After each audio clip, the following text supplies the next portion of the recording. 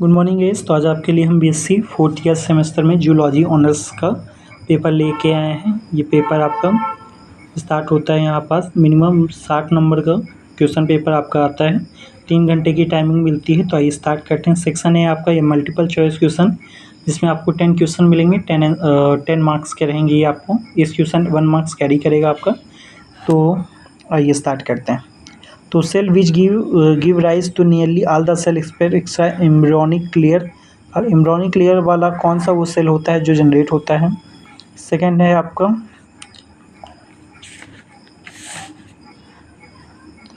Second होता है आपका meiosis led to the all the following exact में मेयोसिस कौन सा वो रूप लेता है। थर्ड है आपका site of fertilisation mammal, fertilisation mammal कैसे होती है। फोर्थ है आपका spermatogenesis without meiosis occur, spermatogenesis क्या मियोसिस के बिना ऑकर होता है। फिफ्थ होता है आपका polar bodies develop during, polar bodies कैसे डेवलप होती है आपकी।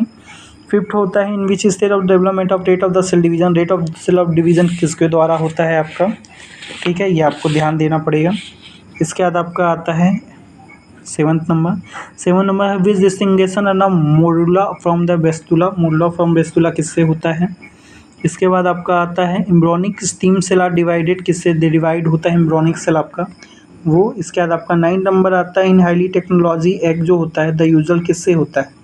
जो हाईली ट्यूबटॉक्टिकल सेल होता है वो किससे ज़्यादा बनता है। और सेल सिंगलिंग क्या होती है आपकी, ये आपके बारे में पूछा गया है आपका, है ना। तो आइए देखते हैं इसके आगे का। ये अपना सेक्शन बी आ गया। सेक्शन बी में क्या पूछा है। 5 क्वेश्चन इसमें अटैम्प्ट करने हैं जो कि 4 मार्क्स के आपको मिलेंगे।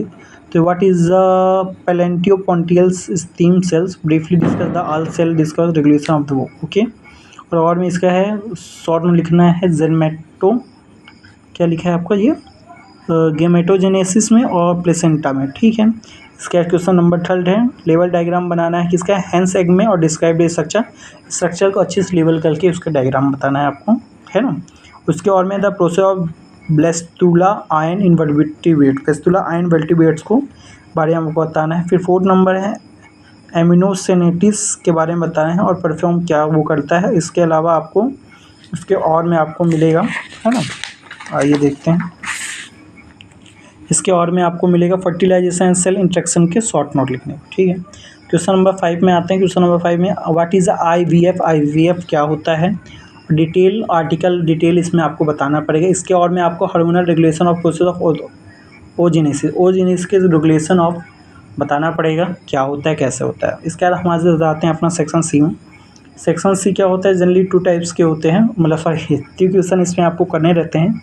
इस क्वेश्चन 15 मार्क्स कैरी करता है आपका। तो फर्स्ट है classify x with example, x के बारे में बताना है, क्वांटिटी और डिस्ट्रीब्यूशन सब के बारे में। इसके और में describe development of the gastrula formation और डायग्राम बताना है इसके बारे में। 7 नंबर है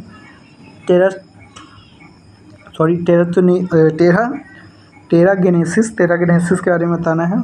सर टेट्रोजेनेटिक के बारे में आपको इसमें अच्छे से बताना है ना, लॉन्ग क्वेश्चन।